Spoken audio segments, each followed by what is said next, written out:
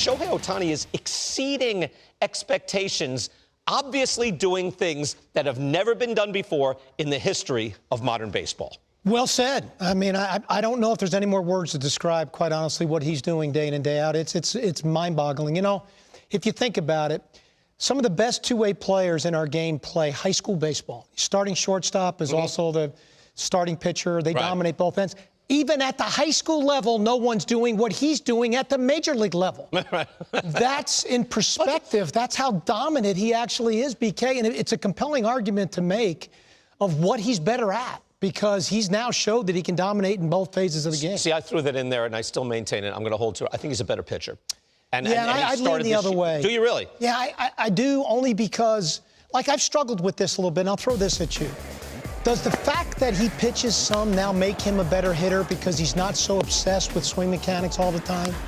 That he has to focus so much on his pitching. That's interesting. When he hits, he's not obsessed because the game is so mental from a hitting standpoint to begin with. So he's just going natural. I think he is, and so much. In this day and age where guys are doing so much study? I don't think he is. I don't think he has time to. I think there's a limited amount of time. But I think the hitting hurts his pitching. I think, like, I agree with that. He leads the league in total bases. I agree with that. Like, that blows my mind that he's there, number one. Now, like Corey Seager, Yordan Alvarez, and Aaron Judge are close in OPS plus.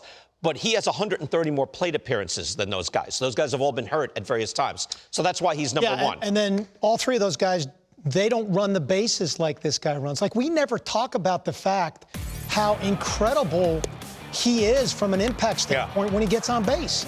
First to third, scoring from first on a double, taking the extra base hit, dirt ball reads, stolen bases. He's like a whole nother player when he gets on base, too. He's just superlative. I mean, when he bought his talent here, he also bought his imagination here. Right. Because he's created a whole new game for us. Let me ask you that, because you're very involved in the draft, right? So now when you see a two-way player, and they still exist, right, at the college level or absolutely at the high school level, do you necessarily say this guy's got to choose, or has this opened your mind and maybe baseball's mind to, hey, maybe? Yeah, kid of Florida, Caglione, I think it opens your mind.